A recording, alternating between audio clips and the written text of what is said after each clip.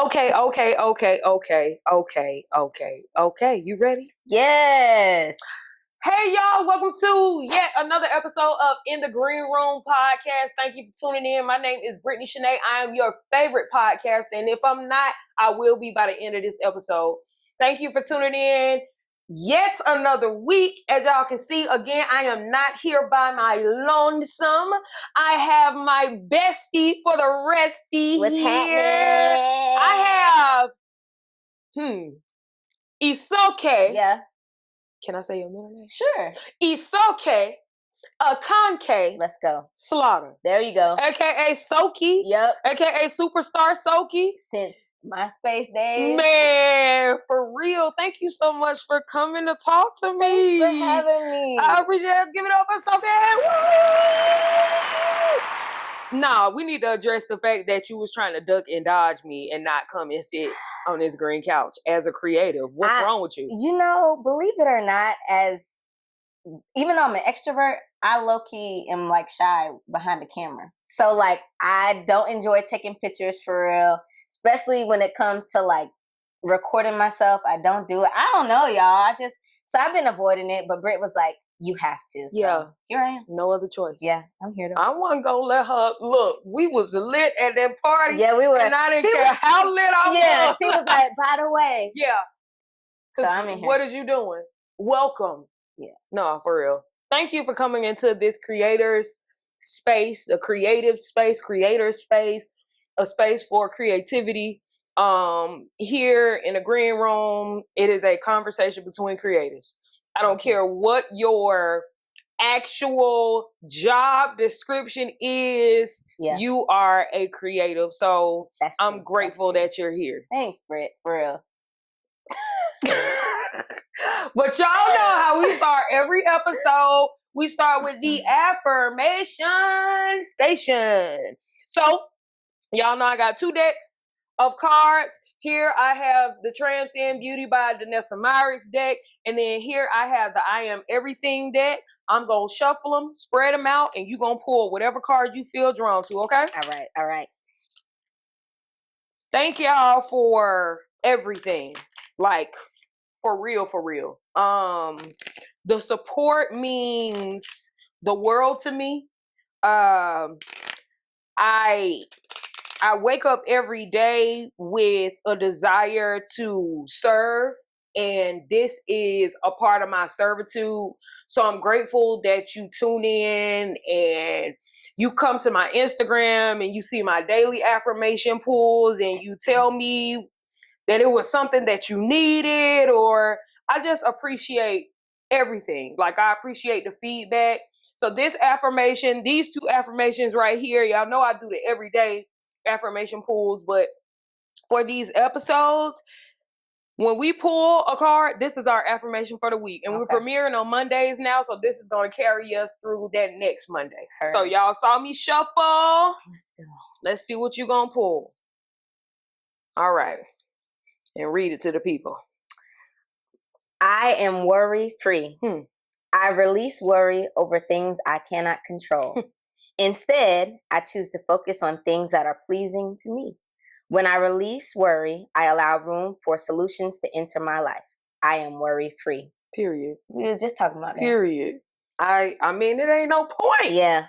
DJ told me, and if you don't know, DJ is my brother. DJ told me when I moved up here in 2016, remember it was rough. Yeah. He let me cry it out on the phone with him one day. All right. Okay, I'm gonna let you cry. Yep, you got it out. All right, you good? Yeah. All right. You know, if you worry and you telling God he ain't doing his job, right? Mm-hmm. Oh. That's true, though. I am humbled. Okay. Yeah. Copy that. Stop. I am worry-free. I stopped. All right, so let's see what our second affirmation is gonna be. Let's see. I need to keep saying that. Yeah. And that's the whole thing about affirmations. Yeah.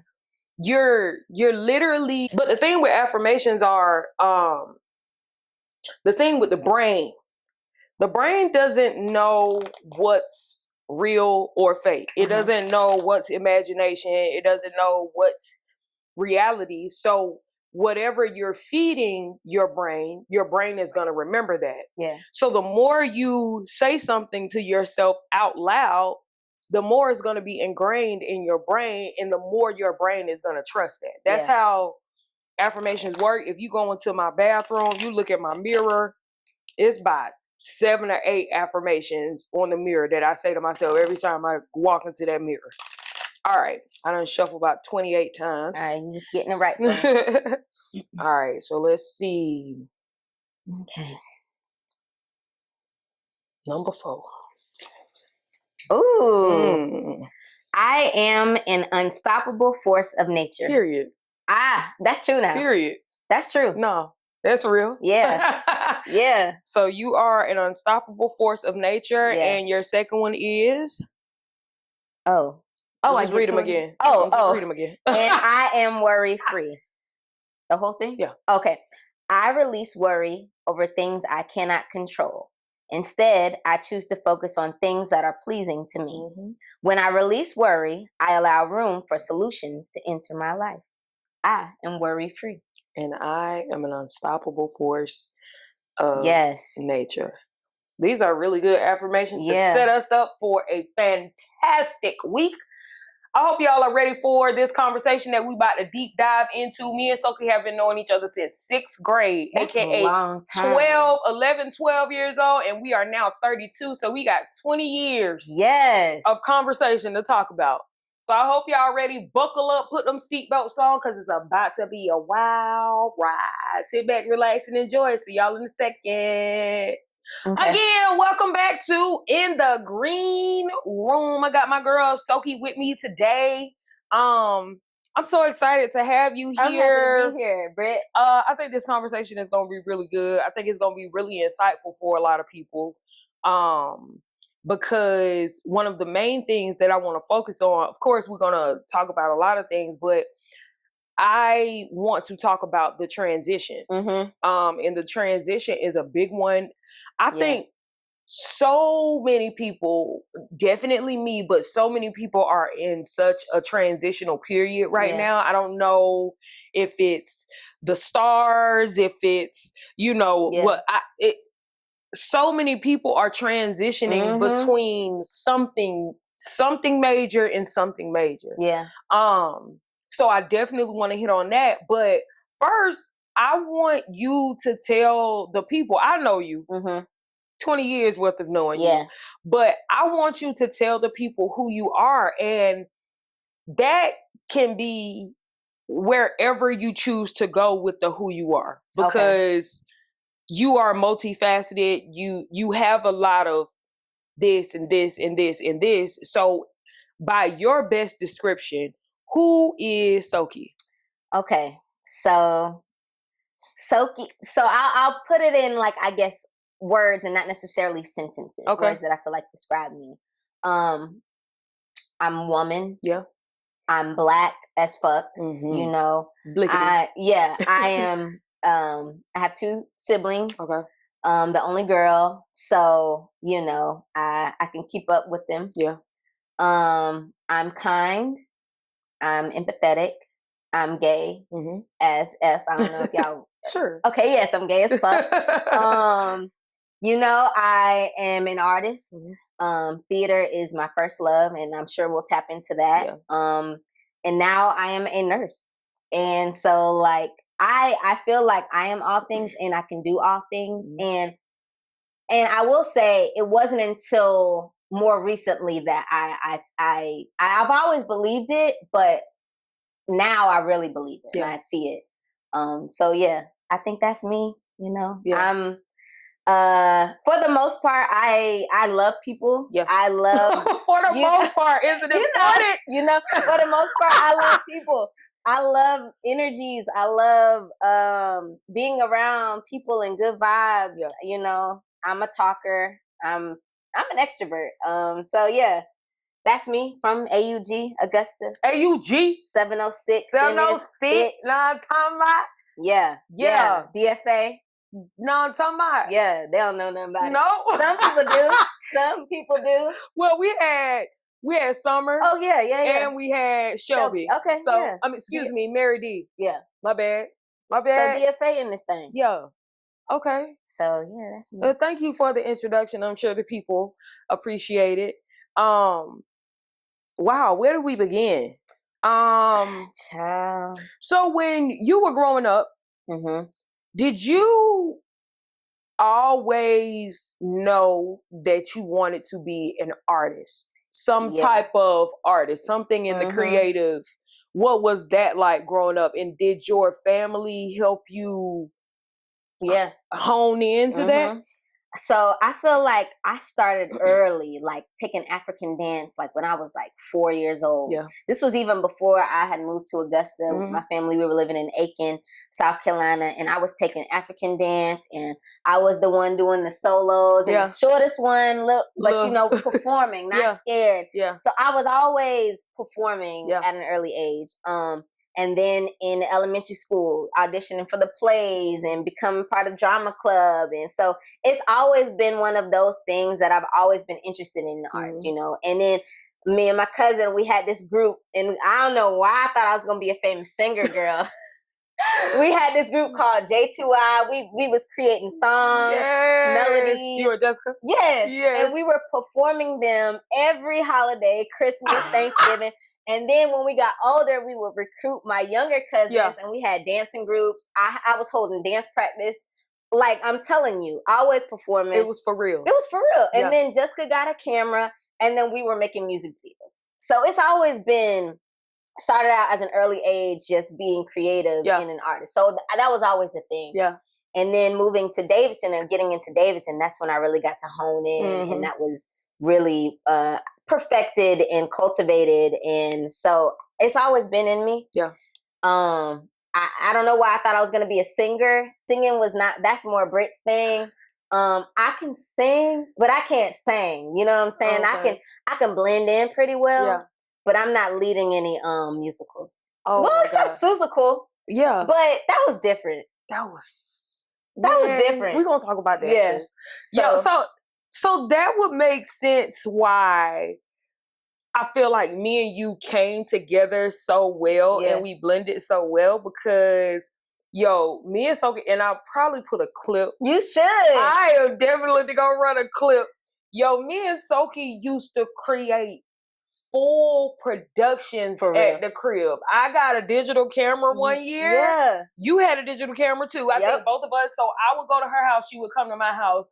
But when I tell you full improv productions throughout the house, in the middle room, going like, we used to take pictures. She was going crazy with the edits back then. Man, that was just when YouTube was just getting started. And I didn't until some of those videos popped up because that was my Kanye is mine for show. Yeah. YouTube. What boy? So it popped up as like YouTube would just randomly put something on your recommended page. So I went through and I was like, we was doing content creation before content creation was content creation. Yeah.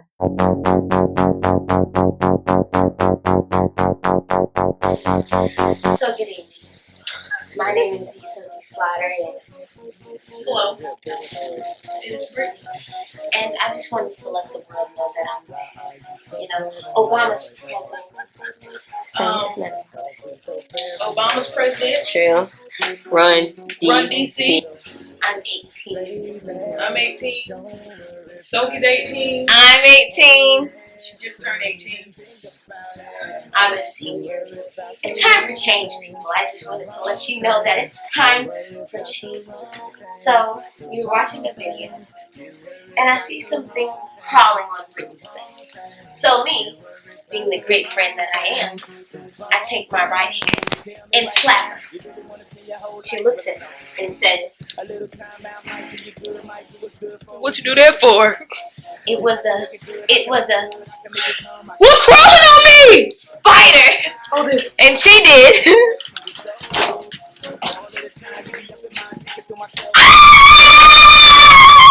Get out! Get out! But what, Brittany? Get out! And it went just like that. Like, what year was that? Like 08? It was 8th grade. Was it that early? Yes. Oh, 8th, we must maybe have started going into early. 9th. Okay. When we, Because I feel like I remember some Susical stuff too, and that was high school. I mean, we kept on with it. Yeah. No. I lied. Maybe this was 9th and 10th grade. Okay. But it was early. Yeah. It was early. Yeah. But because this is when I used to do the flat twist on everybody's hair. She used to have me right. Because I didn't know how to do hair, but I always had long hair. But I used to go to Britt's house. Britt used to do my flat twist, y'all. She used to do my makeup sometimes. She used to have me together. That's crazy. Yeah. Like, we really been doing this. When that's crazy. Yeah. Like, this used to be doing hair just like. That's why I wanted to be a cosmetologist straight out of high school, and makeup wasn't really my thing. I didn't like makeup because all we knew was stage makeup. Yeah, and then true. They used to get the people from Augusta Tech that was just in the program that they didn't really know nothing about no makeup. And so, starting to teach myself, I'm so grateful to have attended Davidson, because I feel like we were able to get our hands onto everything. Absolutely. When it comes to production, when it comes to the arts, when it comes to people. Yep. We went to school with all different types of people. For real. Like, and a lot of people aren't given that opportunity because they go to a predominantly black school, they go to a predominantly white school. Yeah. I feel like we're blessed in the fact that we went to a super mixed high school did I just stutter? It's okay. You're taken aback by the wonderfulness that happened at DFA. Yeah, sure. But all the diversity in people, the diversity in teachers, the diversity in experiences. Yeah. You had the richest of the rich all the way down to the poorest of the poor going there. Hello. A lot of people to this day didn't know that I used to walk to school every day.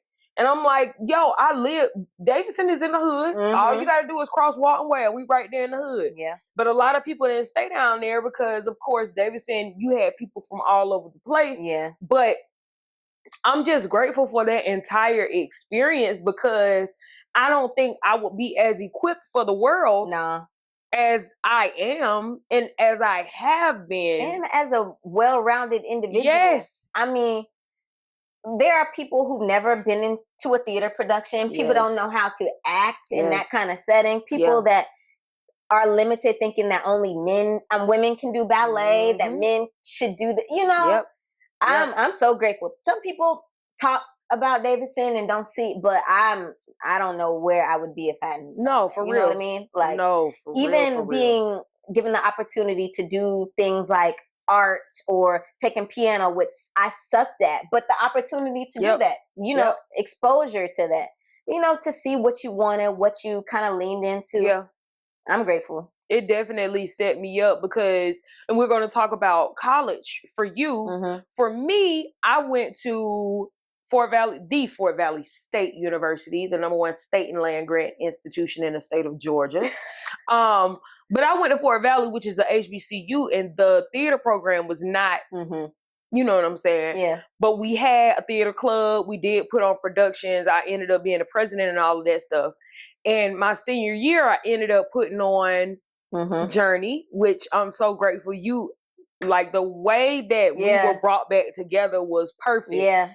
But I had a professor say to me after the production was over, she was like, "Can I be frank with you?" I was like, "Yeah." She was like, "We had no idea you were going to be capable of doing something like that." That's crazy. I was like, y'all, I tried to told y'all that what I went through at my middle and my high school really they didn't think you could do your own production. No, because I had stage director. Yeah. Because you performed first, and then were you like the host? Yeah, I think I was the host. I think I performed, and I remember helping you with your monologue. Yes, during your rehearsals. Yes. So I had Sokie came in, who had graduated from college, doing theater, actively doing theater. I had my stage director. He was at Fort Valley, but in high school, he did theater all through high school. I had a lighting designer. Yeah. I ended up getting this guy named AJ the DJ, who's a big DJ in Middle Georgia, but he came in and did my sound. I ended up having a full band. Yeah. I had background singers. I had set. Yeah. I had. But I'm like, had I not gone to Davidson, right, I would not have been able to do. And I think that's why it shocked her so much. Yeah. Because they had never seen anything like that from a student before. And I packed out, and I forgot to put out the donations thing. I could have. You could have racked up. I could have. Because people really, they were excited because I advertised it like a full production, which it was. Yeah. So, me having gone to Fort Valley, and I got my taste of the arts because, of course, I was singing, I was doing all of the things. What was your college experience like? Because you left Davidson doing theater, I left Davidson doing theater, but I kind of hit a hard stop a little bit for a few years until I got involved. You went straight into furthering, cultivating that talent and that gift. What was college like, and what was actually studying the craft like? So college, I went to a PWI, so Southern Methodist University, SMU in Dallas, Texas. And so first of all, that school is completely different from Fort Valley. Yeah. It's home of the George Bush Library, if you know what I mean. So we were very few in number. Yeah. You know what I mean? So but the school, the theater school, we were relatively diverse. They said my incoming class was one of the most diverse that they saw. Yeah. And it still wasn't that many of us. But when I tell you that it was one of the most amazing experiences that I've ever done, I felt like I learned so much. I got opportunities. I had opportunities to work with amazing directors. Learning the other side of theater. So I had to take like stagecraft, of course, I had to take a costume design course. I had to take, what lighting, things that I could have done at Davidson, but I just wasn't interested in, but it was required. Learning about different theater histories and like anything from like Greek to anything. And so the thing about SMU is that we would have so many productions during a school year, and we always had to audition against our classmates. And for the most part, you were always guaranteed a role. Now it could be small and it could be major, and there was some seniority that came to that. But it was just getting in the habit of auditioning over and over, putting up your resume and your headshot, going to class at the same time, but then afterwards you have rehearsal.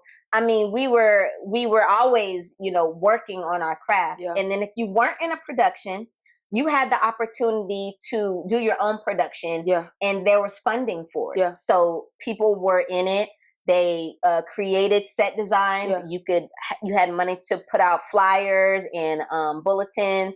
I mean, honestly, it was one of the most amazing experiences I ever had. And I miss it as far as like that role being. It was kind of, even though you had competition, it's just something about you not having to act for a living. You know what I mean?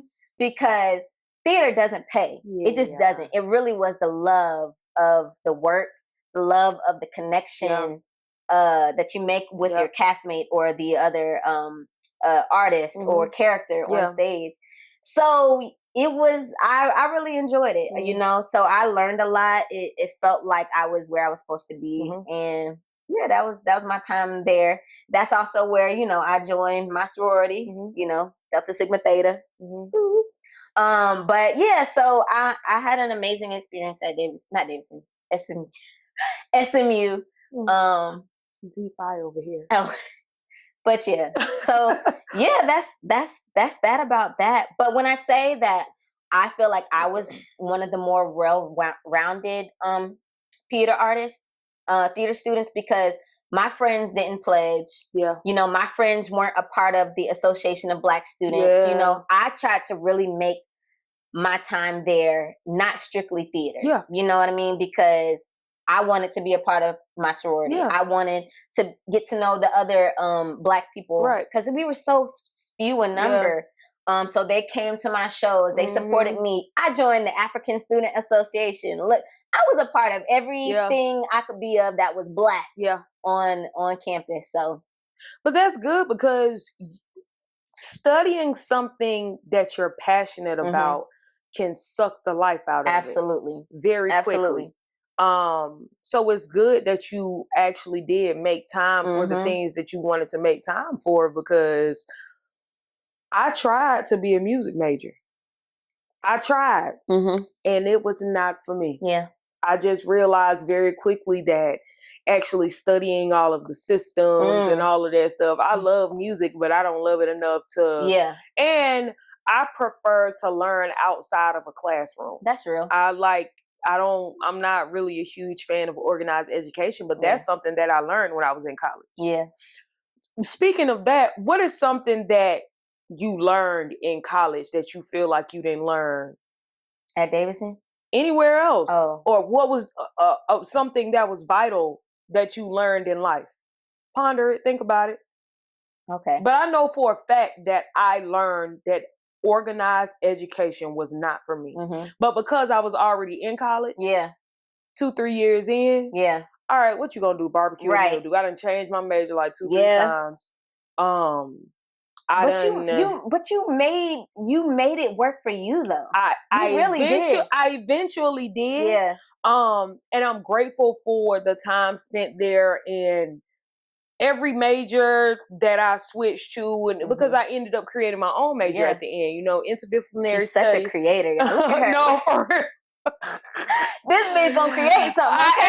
And it kind of sucked because I was like, well, why y'all ain't tell me about this major when I first got here? Right. Well, what are we doing? I could have been creating my own major this entire time. Yeah. But it taught me early that, all right, use what you got. Yep. You started in business because I originally wanted to be a cosmetologist, have my own salon. I took all the classes that I did take in business, I brought those over to when I finally created that major, my business credits, my music credits, my theater credits, my mass comm credits, all of those came together. And then my very last semester, I studied a lot of African American history and literature. So I added all of those on and I created a major called entertainment communications. So I mean, I've used it a couple times, but for the most part, I just feel like as a creative, that was the best thing for me because that's what I do in life right now. Yes. I pull from here, here, and I make it work. Yep, that's true. After graduation, what were your immediate goals? Did they work out?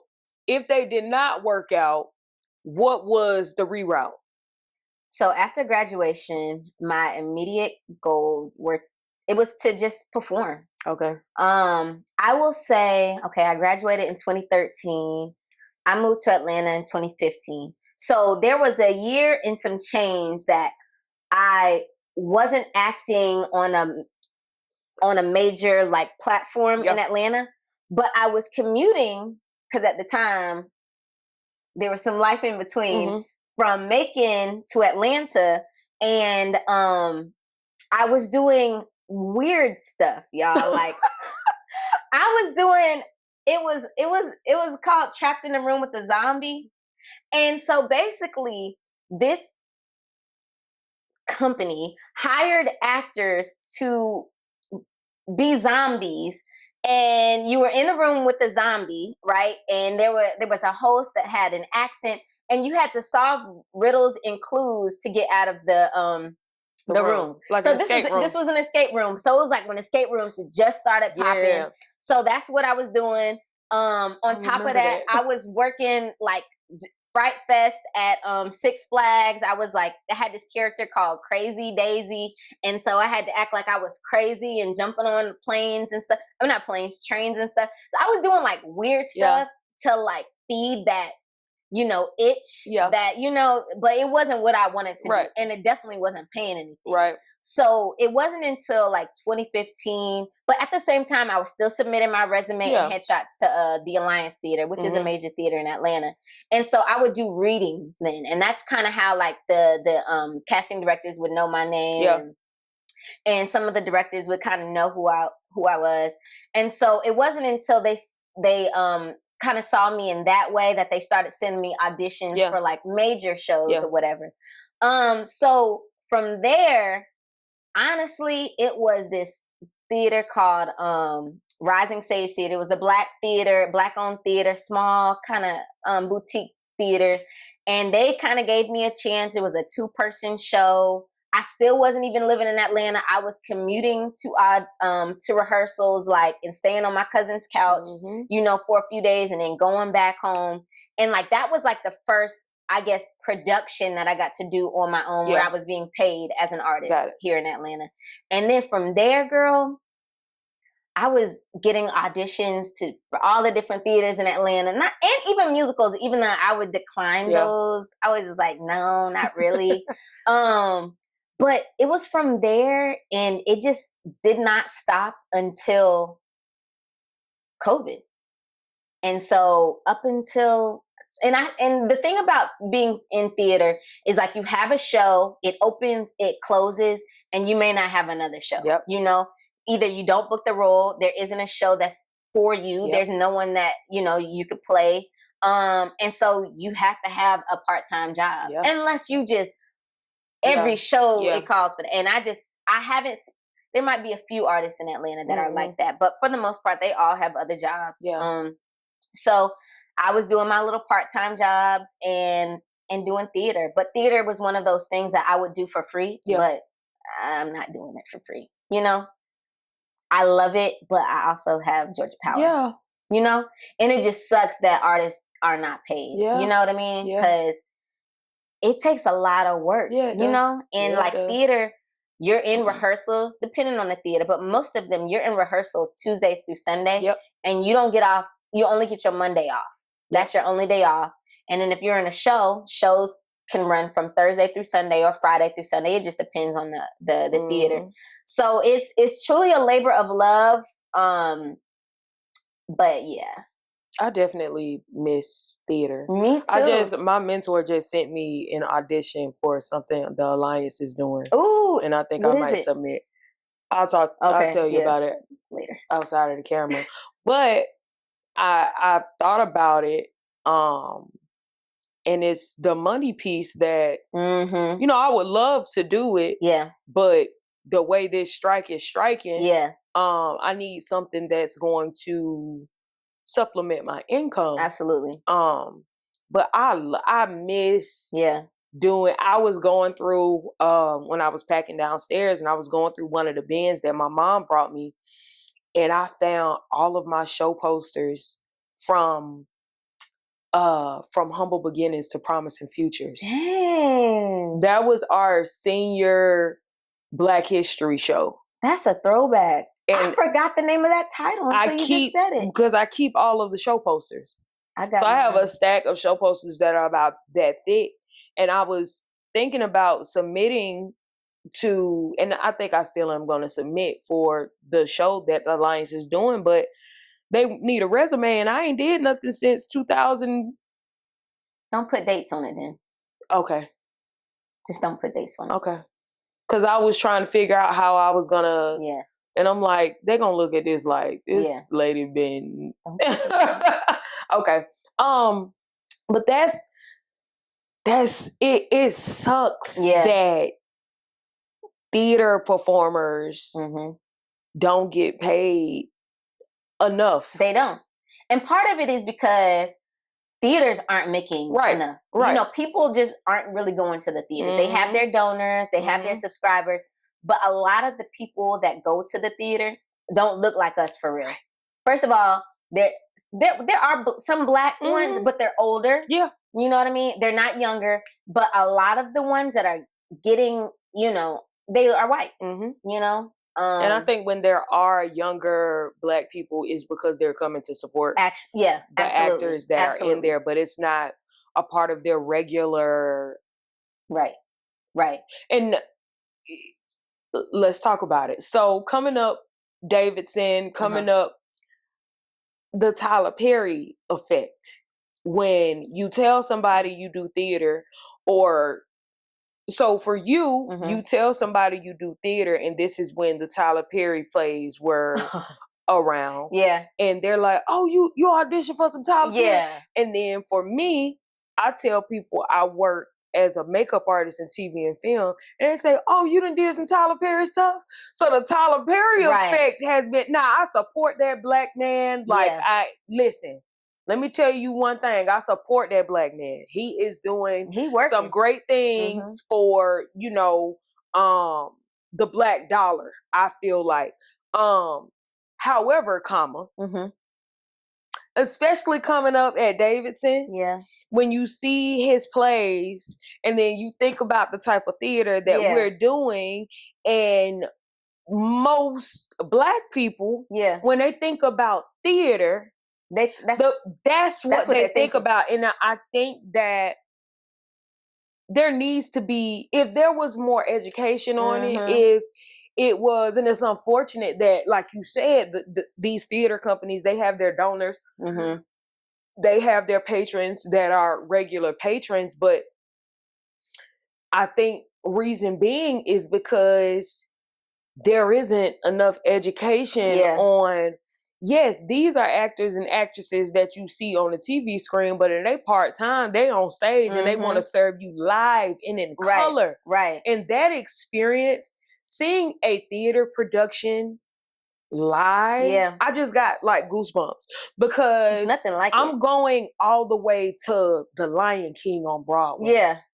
I went as a chaperone for the Upward Bound program. And I'm in the middle of my kids. The opening scene, I start sobbing. It's like it's a full body experience. Yes, and I think that's why I like concerts so much. Yeah, because you feel the energy. Yes, seeing somebody on TV. Yes, seeing somebody in a movie. You okay? They did an outstanding job. Yeah. But to see somebody on stage, you can't even tell they thinking about what words they're saying. It's just flowing from their body, and you get to seeing them full live and in action. Yeah, it's nothing like it. No, and for me, and I'm sure for you, when you're in that, it's like I feel like I feel like I disappear from my physical body. Yeah. And I'm just floating around, just doing that shit. It's very, I've played so many different types of characters, mostly young, young adult, and people from Uganda, people from Alabama, little girls in the 1950s. I mean, to the Cat in the Hat. To Cat in the Hat. I mean, and the way that an artist or an actor and an actress just takes on a role and becomes that, I really don't even think about what I got going on. Yeah. You know what I mean? Yep. You really have to dive into that character and connect with this other character, not your homie, you know, that y'all was just acting up backstage. Exactly. It's like, and even with the audience, like the way that you can feel them engulfed, you know, like it's something that I totally miss, and that I'm gonna have to get back to. Yeah. But this new thing is one of those things that I know that it's my pockets are still gonna be maintained, and I don't have to always be so, I can't do this because I can't afford to do it. You know what I mean? So let's talk about that. The transition. The transition, y'all. Because I mean, we've clearly just stated that actors on stage in theater don't make a lot of money, right? Right. So COVID happens. Ooh. It's good. Okay. COVID happens. Yeah. COVID. So you can't get into the theater. No. You can't. They shut them down. You can't. You can't. What was your thought process when COVID happened? So first, let me say, December 2019, Mm-hmm. I quit my, I guess, job. I was a Montessori teacher, right? Mm-hmm. And I was still acting. After I'd leave there, if I had a show or whatever, I would go to rehearsal, go through the night or whatever and do that. But I quit in December and I was like, you know what? I have this show coming up starting in January. I'm going to do theater full time. I quit that job. 2020, I'm going to do theater full time. Okay? Quit my job. I'm theater with, like I said, that does not pay that well, but I'm going to do it full time. Okay? So January comes, I'm doing my show. I'm at the True Colors Theater. It's a Black-owned theater. And I'm doing this show that I'm loving. It's all women, a woman director, and I just knew that after it closed in March that I was just going to be auditioning for my next show. Mm-hmm. I closed my show in March. A week later, COVID. Well, it was already happening, but people didn't know about it. I mean, I'm telling you, the theaters were packed and COVID was happening. We didn't know what was going on, but whatever. So it shut down. Theaters shut down. They were not doing any theater, and they didn't know when they was opening back up. So I stopped. I closed that show. I was able to do the full run.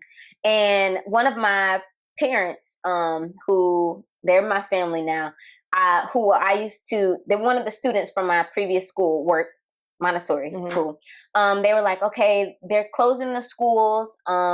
So do you mind if you watch the kids for the next 2 weeks? Yeah. I was like, sure. I don't have anything else to do. Right.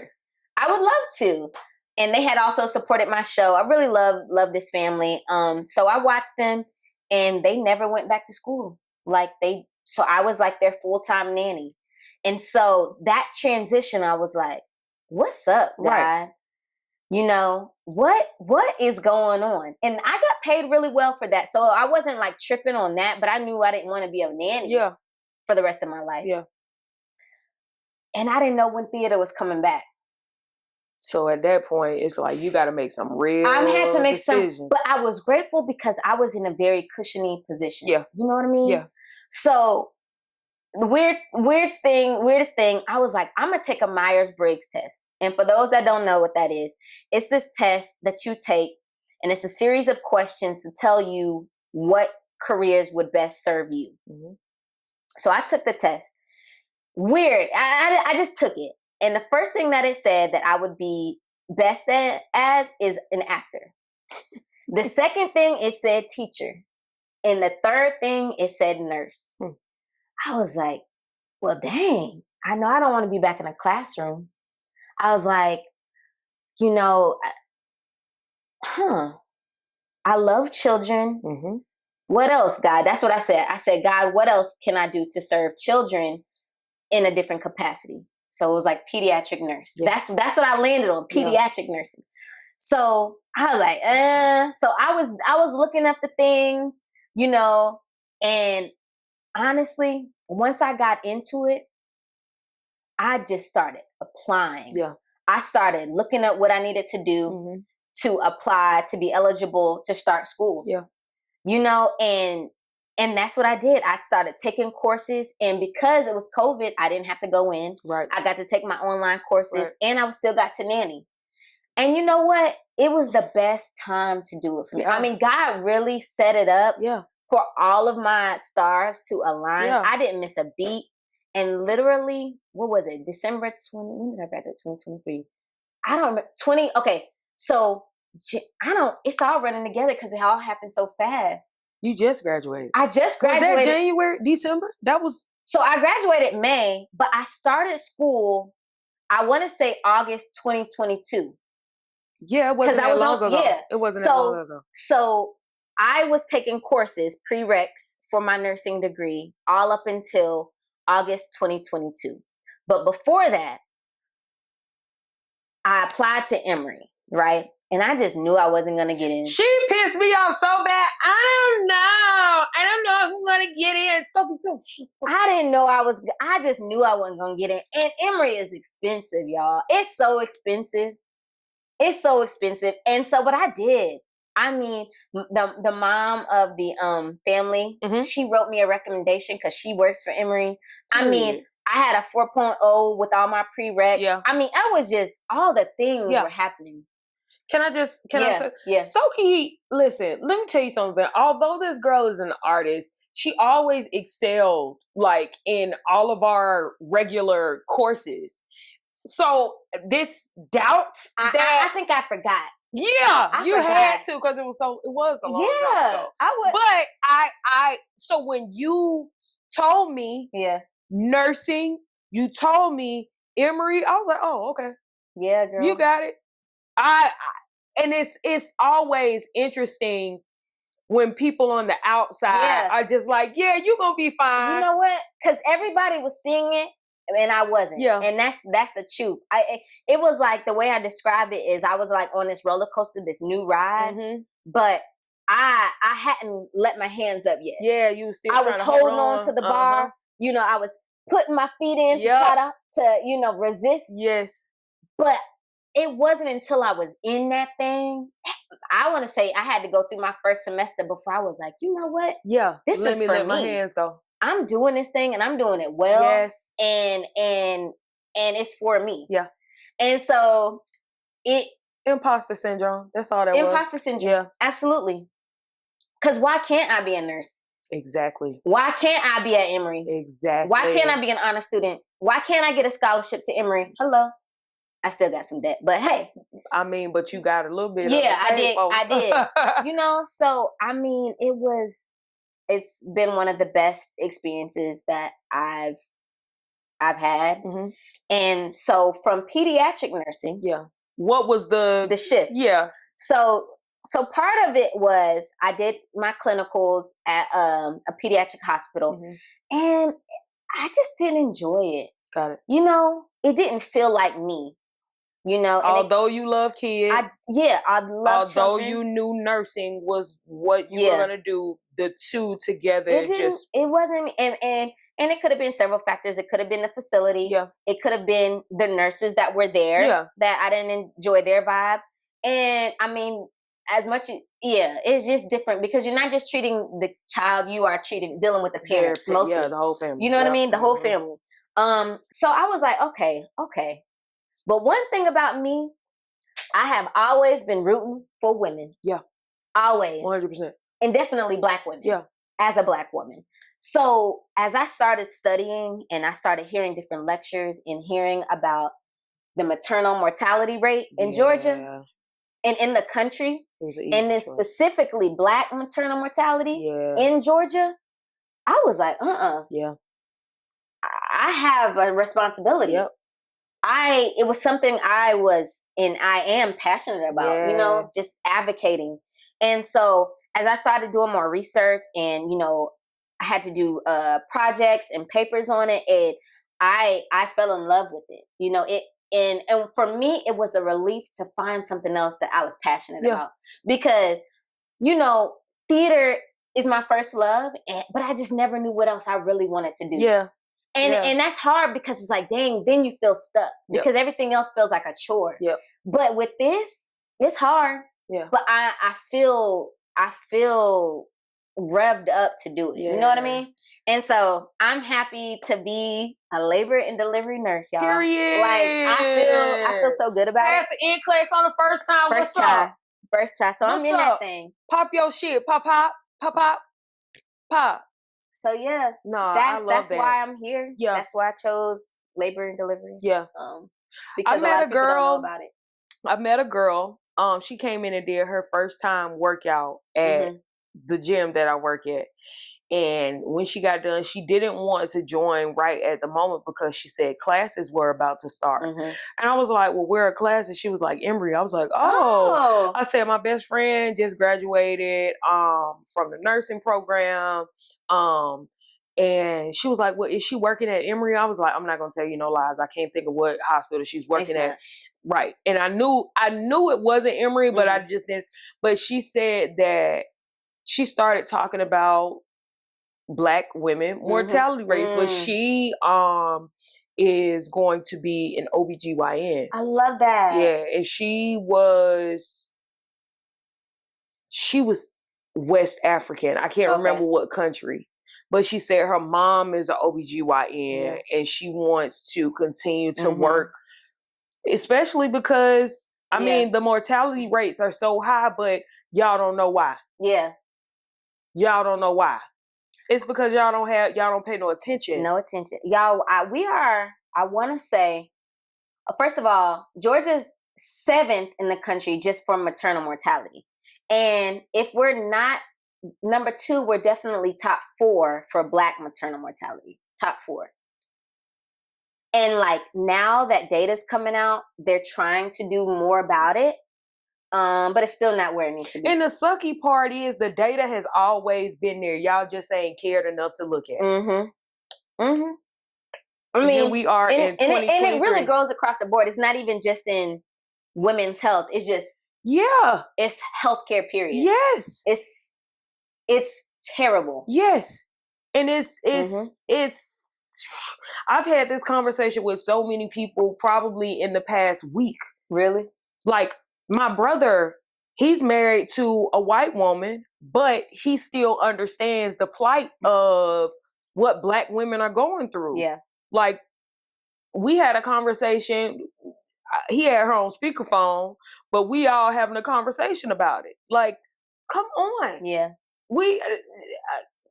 You know, it's don't quote me, but I know that there was a period of time where nurses and doctors, when they were in med school, they were taught that Black people have a different pain scale, that they don't perceive pain the way white people do. So that's fucked up, ain't it? And that was taught. It was taught. Yeah. It's a lot of systems that need to be broken down, annihilated, destroyed. Annihilated. And so think about that. You still have nurses that have been there for years. So imagine, them being taught that.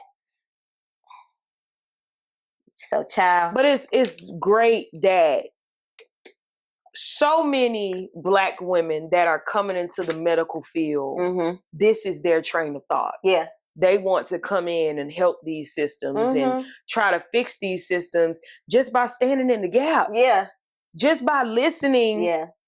Just by staying in the room for 30 more seconds than your white counterpart would. You know what I'm saying? And not even that.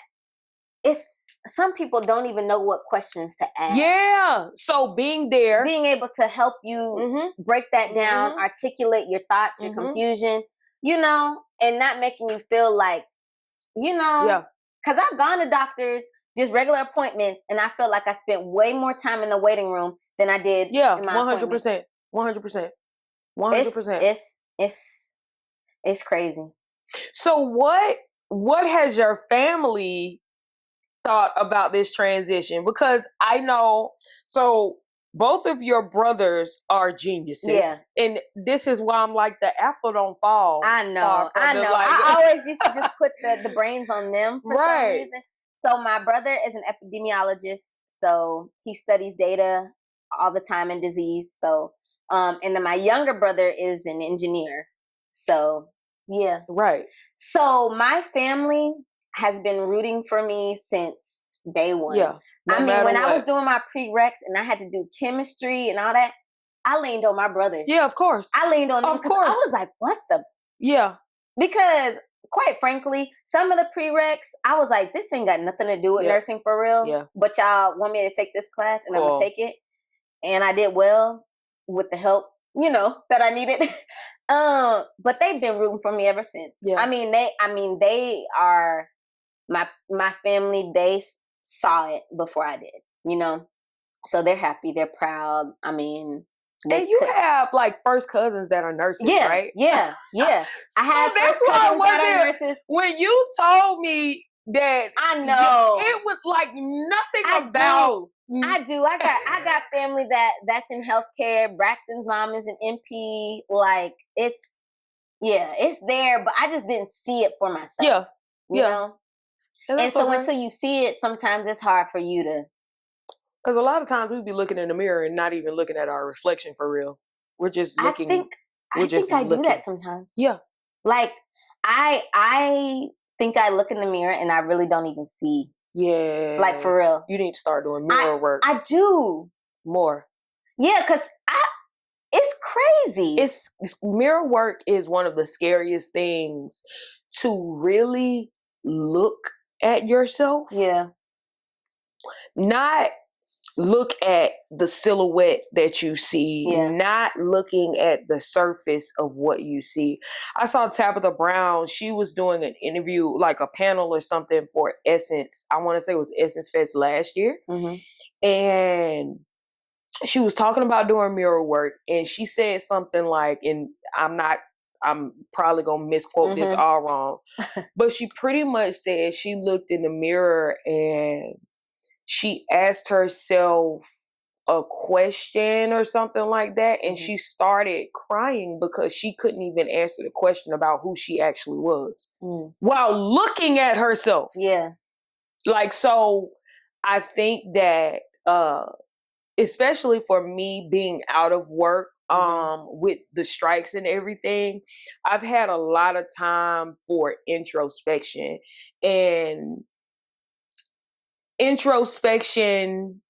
on the surface. Because a lot of times what I was seeing was Brittany from 50 pounds ago. And not just the weight, but the person that I was 50 pounds ago too. So I've had to go in and start breaking down the mirror, that first level of glass, breaking that down so I can actually see into who I actually am. And I feel like although I'm growing every single day and finding out new things about me, I feel like now I'm in a space where I know myself better than I've ever known myself. And I think for you, now, of course, I don't know facts, but I think for you working in labor and delivery, that's going to bring you closer to who you are, because you have such a huge connection with Black women and what it means to be a Black woman. Yeah. Being with, of course, you don't work with just Black women, but witnessing the beauty and the strength of what it means to be a woman is going to force you to go inside yourself and 100% make you see your power and your purpose and because you're living in it. I will say, even more so than now, when I walk into a room with a patient and just connect, I see my power. Yes. You know, and not just patients, with other nurses that, you know, just connect. I don't know. A lot of people don't know how to connect with humans. No. It's crazy. And there are a lot of people in healthcare that do not know how to connect with human beings. And that is... It's crazy. You are in the wrong field. And you know what else? I will say, I think that being in theater has been such a major stepping stool and built a foundation for me to be able to connect with individuals. Yeah. You know, and I think I've always been an empath, but I don't know, like I'm different from some of these. I'm gonna just say I'm different from some of these other nurses. You know what I mean? So I'm grateful. I feel like every day I'm like, what the fuck? I'm still kind of shocked. Yeah. And I think until I'm able to have patients on my own, because I'm just now starting my residency, is when it'll probably hit me for real. But so how long is your residency? It's 20 weeks. So it'll end right in December. Well, so January is when I'm supposed to have my own patients, and I'll be on my own. Yeah. But not really. But yeah. You got it. Yeah. How has the support at home been? Like at home at the house with your partner? That's what hold on, real quick. And then being in school, transitioning, what was that like for your relationship? I mean, I don't think I could have done it without her. Mm. I mean, because I will say going back to school when I graduated in 2013 was so different. I mean, I was buying books back in school. You know what I mean? Mhm. I really wasn't using my computer to take notes in there. Right. You know, Right. it was a major learning curve for me. Yeah. And my partner, she's in tech. She has several master's degrees. I mean, she really helped me out from everything from like the application to like my personal statement, helping. Like she has just been always just the support person. I mean, I don't think I could have done as well as I did because I lean on her, you know? Like that's, I love that. you know, for real. Like, so even when it came to studying for exams, you know, she might fall asleep in the middle, but I'm gonna get a good hour out of her, you know? I mean, so I say that to say, I feel like she was the perfect partner and it didn't like put a strain on our relationship at all. If anything, it showed me like what kind of person that I have, you know, and how everybody doesn't have that. Yeah. And so I'm just grateful. Yeah. You know? Yeah. Love you, girl. So I started laughing because I thought about in, what was it, high school? When we came out together.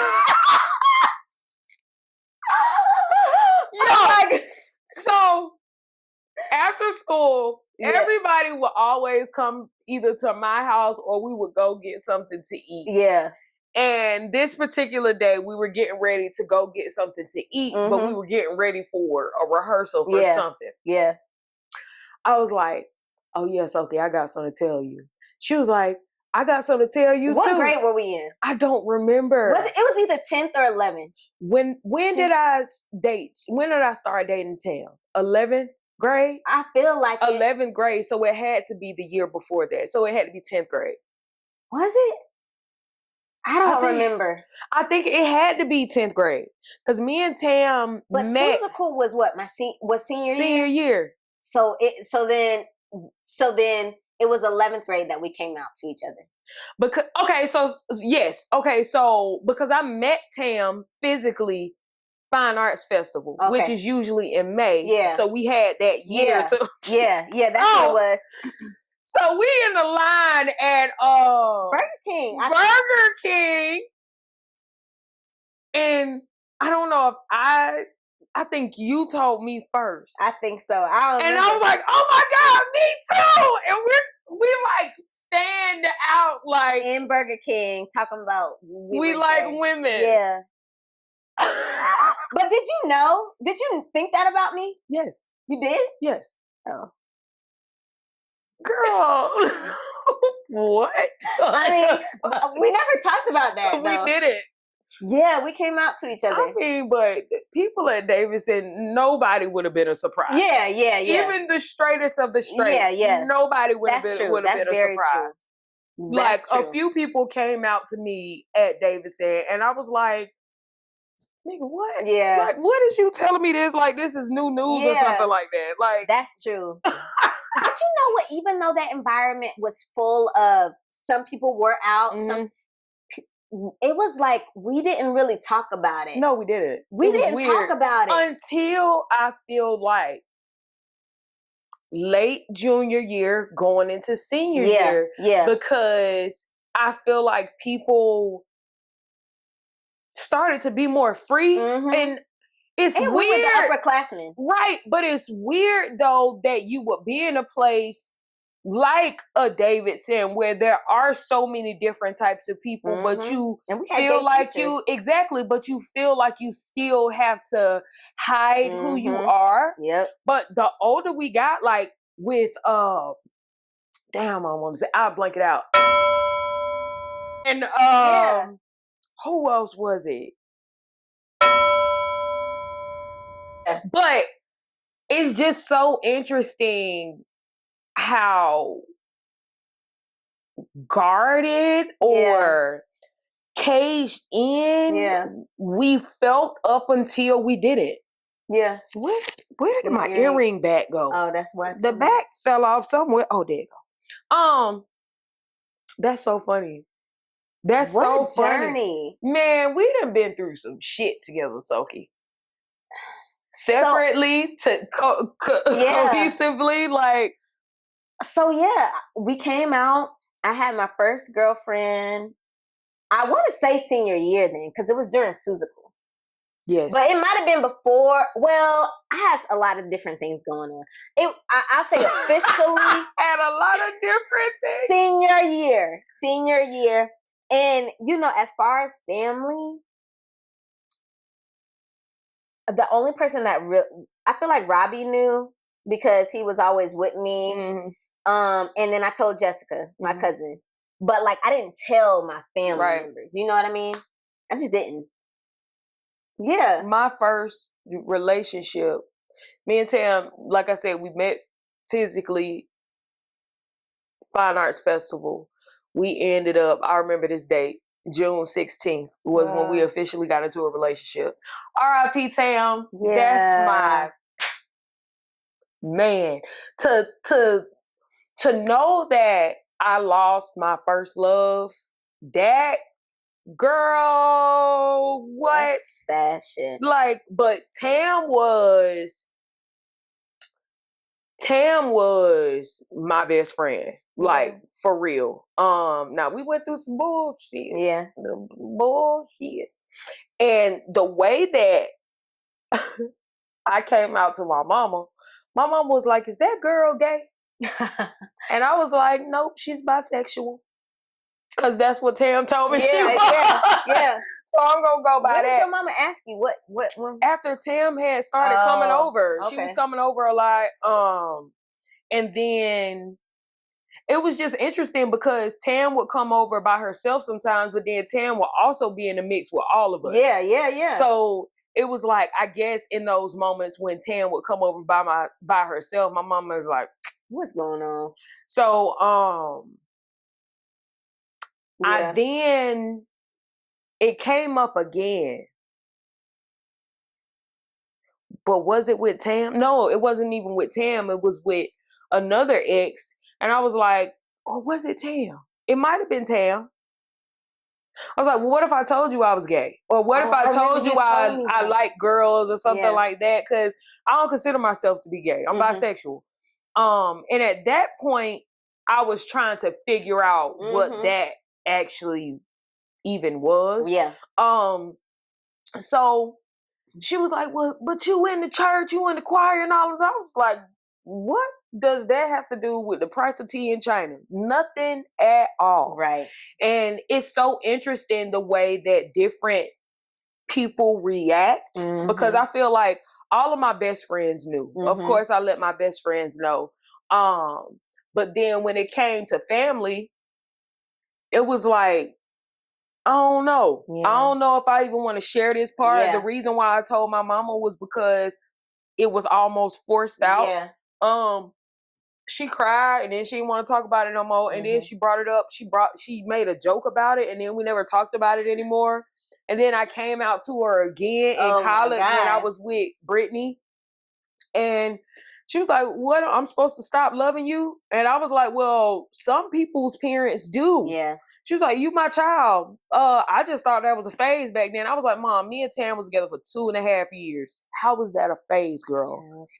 What was your coming out story? So with my mom, I didn't come out till college.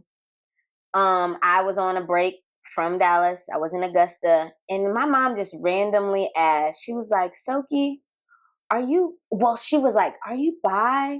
And at the time, I was like, I think so. Because in college, I dated a man because I was trying to figure it out, y'all. I was just really trying to figure it out. And so it's not like I wasn't attracted to men. Right. It was just nothing else. Yeah. It was like, and there's got to be something else because I felt it with women, And so I was like, I think so. And so that was like, I don't remember if that was at the same time. So she had asked me that before. And then another time, she was just like, are you gay? And I was like, yeah. I said, yeah. And I was like, well, why'd you ask? And she was like, well, I just wanted to know. She was like, I wouldn't care if you were into squirrels. I love She was like, I love you anyway. And like, honestly, that was it with my mom. Like, and I feel like she always knew because I would always have the person that I'm talking to around. Like, or I would be at her house, you know? And so like, it's just, you know, when you're with a woman and you're a woman, you can kind of like, you think you're being slick because, you know, we're just girls. No. Yeah. So not with your ass. Exactly. So like, and so that's kind of, and I want to say, and bleep this out, I want to say like there was a period of time that I was hanging heavy with. So like, I feel like that was like, you know what I mean? Like too. So yeah. So that's how that went with my mom. And so that was during college. Doug asked me, my brother asked me, I want to say my freshman year on a Christmas vacation in Virginia. And he asked me, and I was like, I just told him, yeah, I think so. And I was like, well, why did you ask? He was like, well, I have friends that are, and he was like, I just wanted to know. Mm-hmm. And like, he never brought it up again. Yeah. And so like my siblings knew first, then my mom. And then it wasn't until after graduation with my dad. Because, hold on, before you tell this. What? Your dad is my dad is a pastor. So you're a preacher's kid. Yeah, I'm a PK. I'm a PK. Yeah. So let's get into that. So y'all, so at this time I was dating someone that went to your school, and she was coming to visit me, you know. And so my dad had met her or whatever, and you know, she was no longer there, but my dad was about to go to revival. And like summer revival or something. And I was like, Dad, I just knew I wanted to tell him. But like, I'm telling you, I was thinking about this 2 hours before, and I just kept waiting till he was about to leave to like come up with the strength. And so he was about to leave. Literally, he was saying goodbye to me.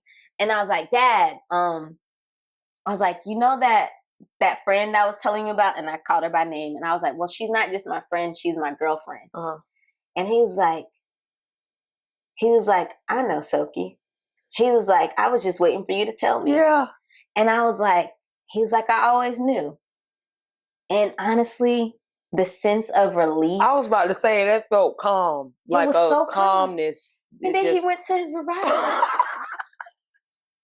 To talk about the good Lord, you know, that y'all swear don't fuck with people like this. You, Sorry, Jesus. My dad, I mean, he is truly a man like that has Jesus' heart. Yeah, you know, he has never made me feel like I'm going to hell. He has never talked shit about me to, you know. And in fact, because he is a pastor, they were going over bylaws at the church. And, you know, one of the things in their bylaws is that they cannot have same-sex marriages at my church, at my dad's church. He didn't come up with them, but he was going over them. And they asked my dad, well, what do you think? Because I think they were making amendments. And my dad was like, well, quite frankly, my daughter's gay. And if she wanted me to marry her and her partner, I would do it in a heartbeat. And you should have seen, he said, the deacons and everybody's mouth dropped. Because, you know, I grew up in this church, you know, going there every Sunday, going there 2 or 3 times on a Sunday if it was something special, you know, anniversary. So when I tell you I've had the best, my parents are the best. Yeah. Because I know that's not everybody's experience. Yeah. I mean, to be a man of God. And I feel like that is really how it should be. Yeah. It's love. Yeah. 100%. It don't have nothing to do with who you're into. No. It's how you treat a person. Yes. And people miss that because they're so caught up in everything else. And their own ego. So, girl. Wow. Preacher's kid. Yeah. Lesbian. Because I would never say I'm bi at this age, you know. Because I know what I like. Sorry. Right. Yeah, I'm bi. I please. So, yeah. Yeah. I love that for you, though. Because like you said, I dated somebody who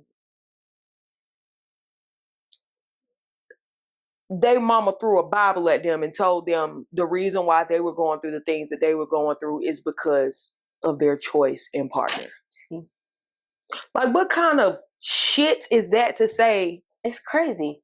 to your child. It's really sad. It's ridiculous. It's like, and your whole child, and they tell you something, they confide, because it's not easy. Right. It's not easy. The way that you said it took you 2 hours to finally say, and you called him as he was going out the door. Going out the door, just in case he didn't have time to talk about it. Yeah. But he did. He took his time to address it, tell me, love me, kiss me. Your dad used to do theater too, didn't he? Yeah, he did. So in New York. Yeah. Honest. Yeah. You got it honestly. Yeah. And he is a theatrical man. Yeah. Yeah. So, I mean, that's a blessing. God that's be really looking a out. blessing. He's looking out for me. Yeah. Can you tell us the origin of your name? So my name is Nigerian. Isake. It means a satisfying gift from God. And so growing up, I didn't know the real story behind my name. But the reason why I have a Nigerian name is because, one, I was conceived in Africa, but also my parents were on like a mission trip. Mm-hmm. They were there for like 6 weeks. And they kind of worked the land. They took a group of children. And at the time, they called him the medicine man. Medicine man, they would go to the medicine man if they had any ailments mm-hmm. or anything. And he kind of was like prophetic, you know. And so he came up to my mom and he was like, "You're going to have a daughter," out of nowhere. And my mom was like, and my dad was shocked. She was like, "Well, it's not mine." Because he's looking like, what's going on? Right. And my mom was like, "What?" And so, you know, time went on.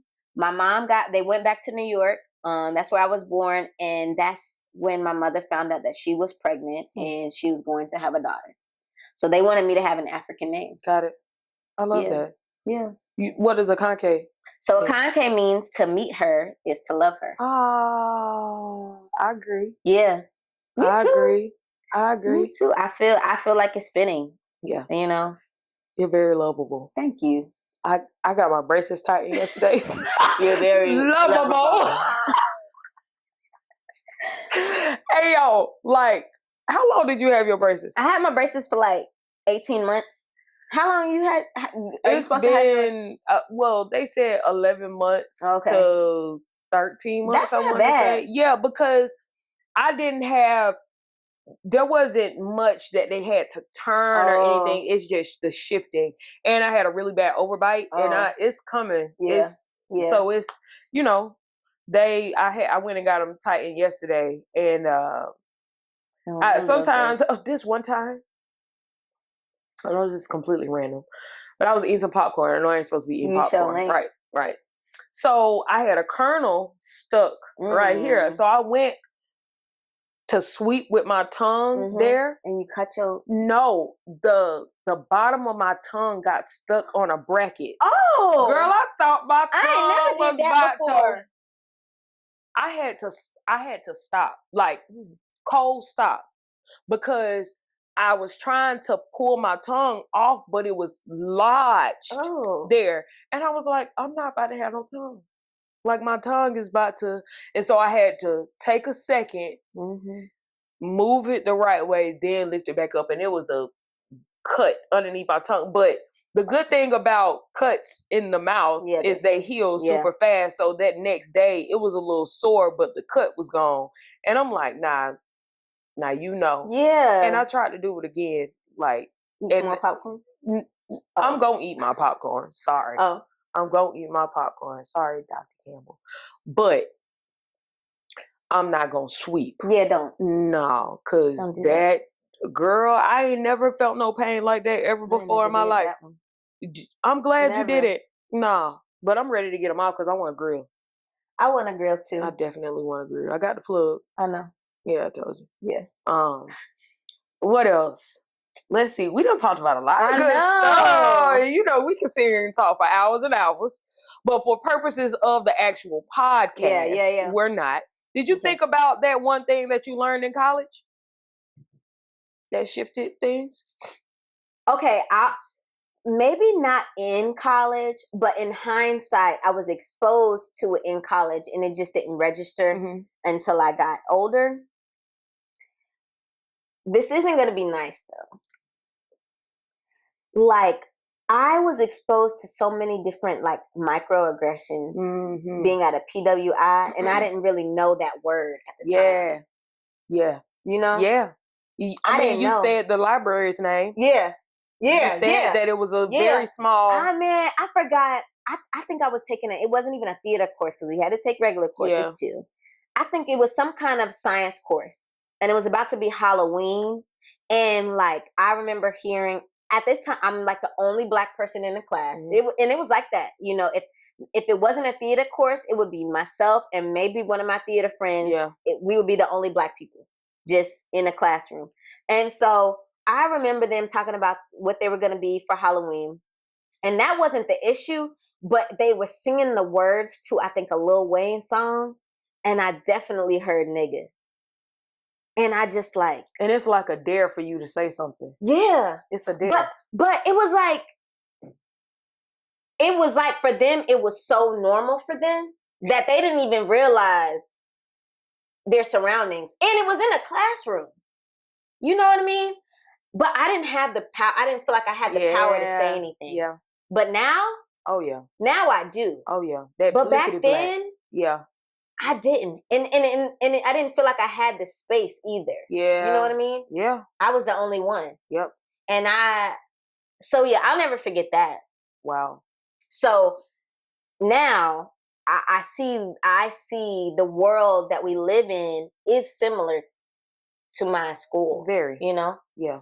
Wow. Yeah. Yeah, no, that's I realized in hindsight that being at Davidson, there were some microaggressions. Oh yeah. Not just some, but a lot of them. And despite it being, one of the greatest things to I feel like Davidson was essential. Yeah. However, the powers that be weren't like us. Yeah. So it was a lot of things.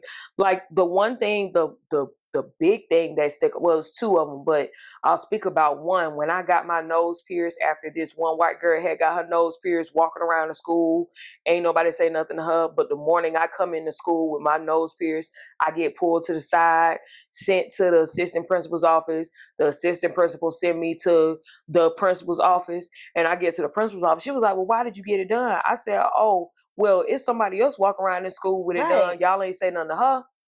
Well, who is it? Now, you know I ain't no snitch. Yeah. You know I'm not finna snitch. She was like, well, if you let us know, that ain't what it's about. Davidson used to worry about the wrong thing. Yes, like we couldn't wear shorts. When it was low key a boarding school without being boarding. Like they worried about the wrong because thing. If this was a regular high school with real issues, y'all would be shaking in y'all motherfucking boots. Absolutely. Let's talk about it. Davidson, man. Yeah. I can eye roll at some of the stuff that they used to trip on. But I feel like the part that built us as artists, those were they are. But mine look a little better. Okay. Sokie used to be the only person in the United States of the world that don't try me right now. I'm not. My feet actually very cold, but I'm looking at yours. She used to be the only person in the United States of the world that I would allow to put their feet on me. Yeah, we used to snuggle. Yeah. After school sometimes. I know my mama came in my room a few times like, I wonder if she thought we was together. Probably. But we never did anything. No. We just super besties. Yeah. Like, I sure used to take naps. We used to take naps. Her room used to get so dark. She used to have that fan blowing. My room was clutch. I always have cool spaces. Yeah. We sure used to go over there. Yeah. But anyway, yeah.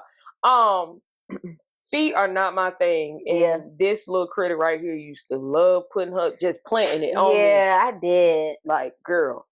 I have 2 questions that I ask at the end of every episode. I hate that we gotta go. I know. This was fun. Okay. Something random that nobody would know about you. It could be funny. It could be weird. It could be nobody knows, or not a lot of people. Okay. So I could potentially know, Okay. or maybe not. Give me something that I don't know. But if you can't think of anything that I wouldn't know, it's okay. But something that the audience would be like,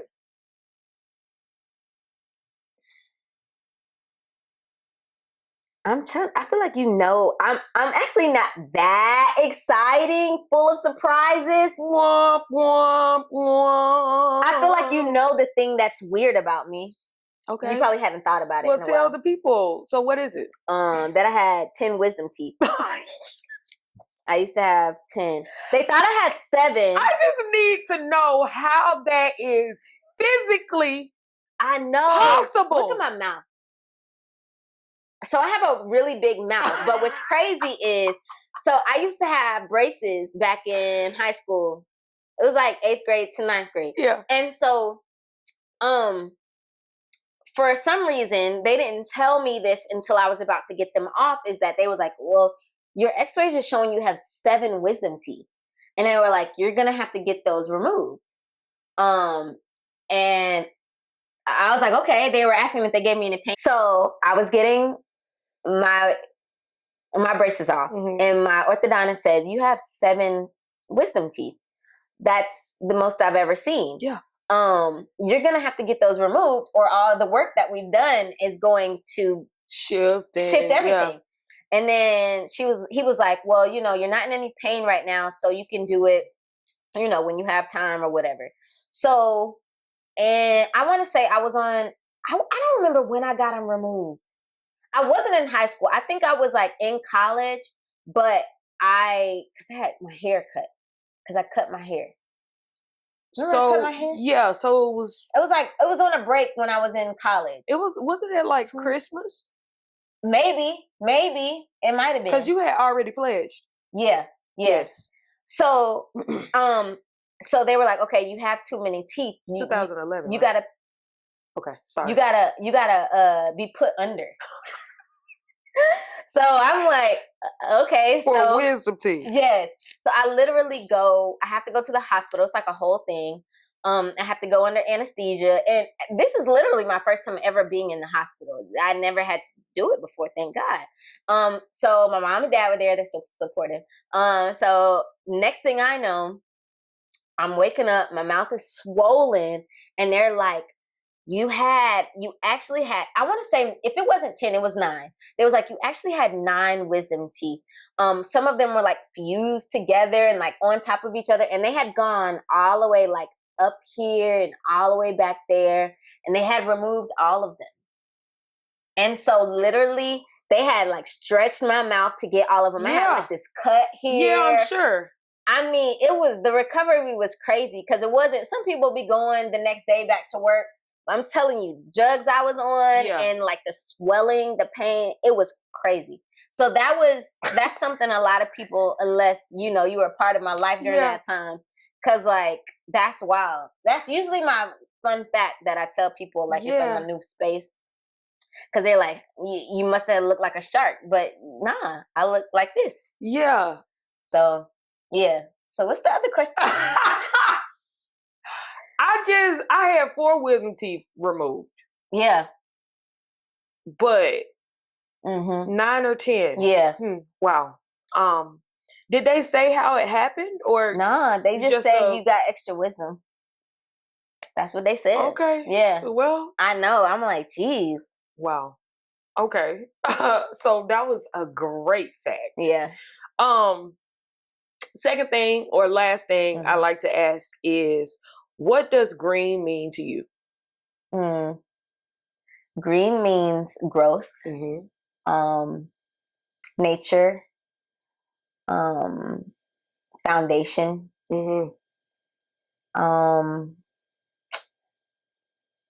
are the words that kind of come to mind. Yeah.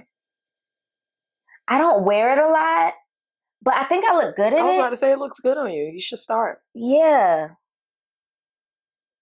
Maybe I will. Because I was getting to the money. Yeah. Yeah. Money. I appreciate you so much for coming in and Thanks for having me, Brett. shooting the breeze Listen. with your girl. Yeah, I feel like we covered a lot. Yeah, we I did. mean, of course, there are years and years Yeah. of our relationship that we could have, but Yeah. You gotta put an old school clip. no, I'm definitely. You should actually sing the song. What, Brown Eyed? Yeah. You got those Wait, eyes, keep in mind, I'm not a singer for real. those eyes that'll see right through you when she leaves. I still don't know those words. Then I wanna leave with her too. And I know that. Oh, I thought, and she's on. And she's on. Yeah. Okay, it doesn't matter. That was like one of our YouTube back in the day. I'm gonna put that clip on there because. Child. Tell the people how they can find you. Social. Okay. You can find me on IG, superstar_Sokie. Yeah. Yeah, you can spell superstar_Sokie. How you spell Sokie? SOKIE. Yeah. That's literally been my handle since MySpace days. Forever. Then when Twitter started banging, I had that. Yeah. Then IG, I just never changed it. Yeah. Because it works. Yeah. You are superstar. But again, thank you so much for coming. Thanks for having me. Thanks for tuning in, y'all. Yeah. I'm a little kind of sad. Yeah. But you know, we transitioning. This is the last official episode of In the Green Room that is going to be filmed in this room. Yeah. The green room is wherever I put it. So absolutely understand that we're not stopping the green room. This is just the last interview that I have with a person that's being filmed in here. I'm so excited for all of you that have tuned in for this season. We got some bigger and better things that are coming. We are constantly growing, aka, you know, green. Yep. You know, keeping the green around us and all of those things. So I appreciate y'all for tuning in for yet another episode of In the Green Room with my best friend Sokie here. We talked about a whole lot of gang shit. Okay, so as y'all know, we are both on YouTube and Spotify this season. So make sure you like, comment, and subscribe on YouTube. And then on Spotify, make sure you follow the podcast page on Spotify. It is ITGR Podcast, because In the Green Room is a whole bunch of podcasts called In the Green Room, apparently. So follow us on Spotify. These braces are getting in my way. Okay. Follow us on Spotify. Follow us on YouTube. Follow me on Instagram, Brittany Sinead. Follow the podcast on Instagram, In the Green Room Podcast. And also follow us on Twitter, _In the Green Room. It's going to be lit. Season 2, we going up. I got my girl Sokie. Hey, I hope you got my good side. I'll see y'all later. Bye, y'all. Bye. Thanks for tuning in to Season 2 of In the Green Room Podcast. Make sure you like, comment, and subscribe on YouTube and follow us on Spotify. See you in Season 3.